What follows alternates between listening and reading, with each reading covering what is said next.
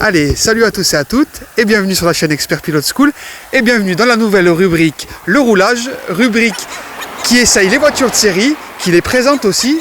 Pour ce premier numéro, on voulait vous présenter quelque chose qui ressemble un peu à la chaîne Expert Pilote School. Je vous en dis pas plus, tout de suite, présentation. Alors que dire de cette large et véloce Mégane 3 RS? On est ici sur la phase 3, assemblée à Palencia en Espagne. C'est une voiture qui a voyagé et qui par conséquent nous fait voyager. Il y a comme un air de compétition à la regarder, elle semble porter l'héritage de ses aînés en étendard. Des ailes qui font penser à la Mégane Kit-Car à la sauce Maxi qui fit les beaux jours et les beaux temps en rallye dans les années 2000. La Mégane 3 RS hérite aussi du bloc moteur de sa grande sœur, la Mégane 2 RS, avec le désormais célèbre, souple, rugissant et performant F4 RT, le tout suralimenté par un turbocompresseur, sublimé dans une boîte à vitesse mécanique à 6 rapports, sobre et efficace, on y reviendra tout à l'heure avec Adam. Côté esthétique, toute la face avant a été retravaillée. Chez Renault, on a affiné, peaufiné les détails de la première à la dernière phase, la phase 3. Très peu d'aérodynamique sur cette voiture, si c'est cette petite lame en hommage à la F1 qui fera peut-être gagner un peu d'appui en courbe. On reste sur un coefficient d'aérodynamique semblable à une voiture de série, 1,038. Vous l'aurez compris, c'est une voiture à vocation purement mécanique. L'efficacité des trains roulants m'ont scotché. Adam 42G, bonjour. Bonjour. Tu es le propriétaire de cette voiture, de cette Mégane 3, sublime Mégane 3 RS depuis maintenant à peu près 6 mois. Comment tu la ressens cette voiture de ton côté, toi? Comme tu le dis, hyper efficace. Ouais. Au niveau du châssis, il n'y a rien à dire. Ouais. Le F4 RT, Ouais. du coup, qui était apparemment super bon parce qu'ils l'ont gardé. Ouais. Donc sur ce modèle-là, 265 chevaux. Qui a été poussé, il faisait combien sur la 2, tu te souviens, non? Alors il me semble 225. Ouais, sur la 225 Mégane à 2. peu près. Dites-nous en commentaire. Voilà, donc 265 chevaux pour ce modèle-là. Châssis sport. Châssis sport, ouais, donc efficace quand on roule dynamique sur circuit et souple dans la vie de tous les jours, c'est ça? Alors super efficace et il permet quand même d'avoir un peu de confort. Ouais. Par rapport au châssis Cup qui est beaucoup plus raide. Ouais, plus typé circuit le châssis, Voilà. c'est clair, ouais. Mais on est quand même super performant sur Ouais. le châssis sport. Ouais. Alors à l'avant, on a sur un châssis donc des trains roulants type McPherson à pivot indépendant, ça va vraiment prendre la forme de la route, etc. Donc c'est vraiment ce qui la rend efficace. On n'a pas trop de données sur les ressorts, les amortisseurs, donc on peut vous dire que c'est d'une efficacité redoutable. À l'arrière, ça va être à peu près pareil. On est sur un essieu dit torsionnel. C'est toujours utilisé sur les voitures de maintenant, notamment sur les captures. J'ai un capture, donc je peux vous en parler. C'est des trains arrière qui sont très efficaces, qui se tordent vraiment pour prendre la forme de la route. Donc on est vraiment sur quelque chose de complet, d'efficace, et j'ai l'impression que cette voiture finalement c'est un peu un pont entre l'ancienne génération, donc tout ce qui est Mégane 2, RS, etc., et la nouvelle génération, Mégane 4 RS, parce que maintenant on arrive vraiment sur des voitures qui sont poussées sur l'aérodynamique avec des châssis vraiment pointus, et ce qui est bien avec cette voiture, c'est qu'elle est pas trop aseptisée et pas trop à l'ancienne non plus, en fait, c'est quelque chose qui est complet. Donc qu'est-ce que tu proposes? Tu me laisses faire un tour ou... Ah bah y a pas de problème. Allez, et bah écoute, on y va alors, hein. C'est parti. Bon, et bah écoutez, après la présentation de l'essai, donc toujours accompagné d'Adam. Ouais. On va voir un peu ce que ça peut donner, cette Mégane 3.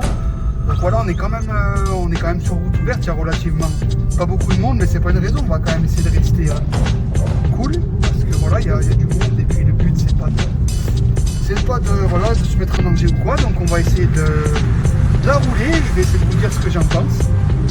Et puis voilà, donc ça a l'air d'être déjà assez ferme au niveau de la direction, et tout de suite, quand on met un peu pied dedans, vous voyez, on prend tout de suite de la vitesse. Dans les courbes, ça tient relativement bien, hein, on se fait pas de peur. On sent pas que c'est une voiture qui fait une tonne combien, Adam? Une tonne 430 à peu près. 430, Plein fait, ouais. Même vous voyez sur cette bosse un peu prise forte là. Par contre, il faut faire gaffe parce qu'au niveau du frein, il n'y a que chi. Ouais, une tonne 330, même au niveau de 400, cette bosse, 430. Hein? 430. Une tonne 430, ouais. Même au niveau de la bosse qu'on vient de passer, là on sent. On dirait pas que c'est une voiture qui fait justement une tonne 430. Donc on a une direction qui est relativement ferme et souple. Elle s'arrive très vite.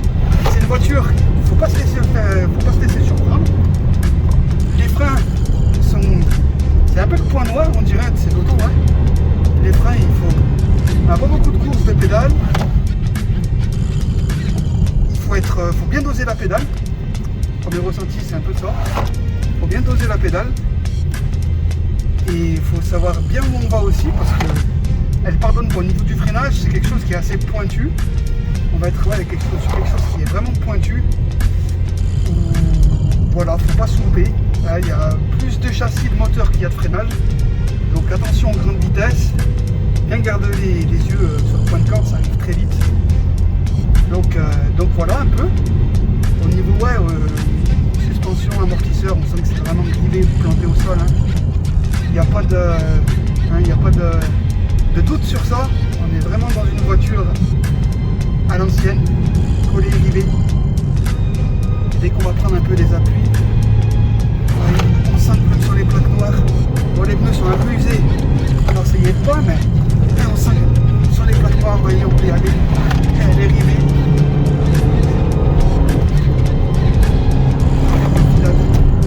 On va passer à bloc. Vous voyez que même en restant souple, c'est une voiture avec laquelle au final il faut rester souple.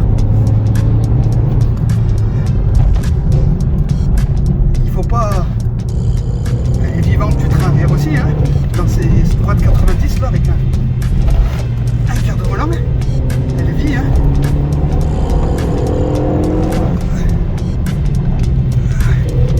Qu'est-ce que t'en penses toi Adam? Ah bah hyper efficace hein, comme on avait dit tout à l'heure, hein. C'est le top. Ouais, au niveau des freins, toi, c'est quoi ton analyse? Parce que... Moi ça me plaît pas, ouais. C'est un peu léger, la pédale elle est un peu molle. Ouais. Bon après c'est peut-être qu'ils ont été changés, que c'est peut-être pas du bon matos qu'ils ont mis. Ah ouais. Mais moi je trouve qu'il y a un petit manque au niveau des freins. D'accord. Pourtant on est sur du Brembo d'origine. Ouais. Peut-être changer les durites. Ça pourrait être un peu plus manquant, ouais, c'est peut-être le fait comme tu dis que quand tu l'as récupéré, ils ont mis un truc peut-être bon marché ou quelque chose comme ça. Ouais. À voir avec un truc modifié, ouais, ça manque un peu les freins. Ça manque un peu de puissance. Ouais, honnêtement, autant que châssis, le moteur c'est magnifique. Mais les freins manquent un peu, c'est vrai, alors du coup c'est pas que ça devient dangereux, mais c'est qu'il faut bien calculer son coup parce qu'on rentre très vite en phase ABS en fait. Il faut être hyper précis. Ouais, il faut vraiment être précis, tout sauf con, hein, pour le dire. Hein. On va revenir où on est parti et on va faire un petit tour entre guillemets on board. On va plus parler, on va laisser vivre les émotions comme on dit. Bon voilà, revenus au point de départ, on va juste faire un petit tour et vous laisser apprécier et vous donner le libre arbitre. Allez, c'est parti.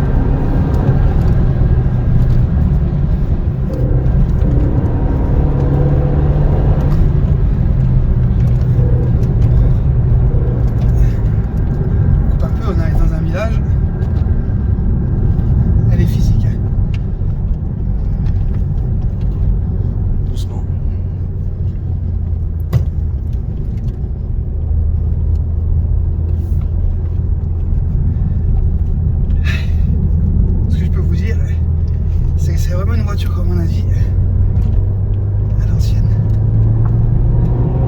Allez, le tour un peu commenté là. On arrive dans une courbe un peu mi-longue. On met du gaz tout de suite. Les pneus donnent pas forcément trop d'infos. Un virage léger long, on y va. On y va encore, on ciel, ça finit. Un peu de frein pour l'asseoir. Hop, et du frein. Quatrième. On va toujours. Continue, ça ferme au bout. On regarde bien la corde.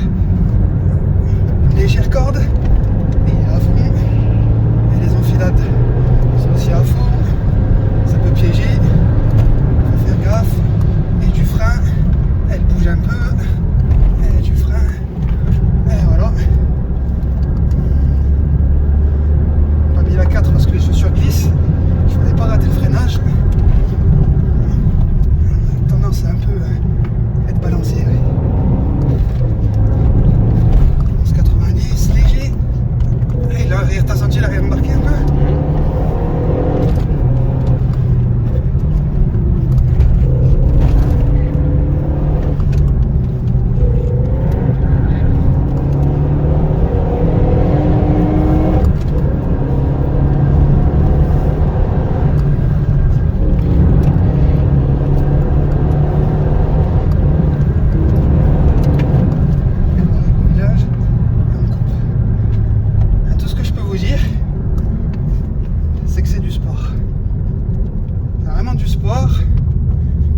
voiture qui est super appréciable.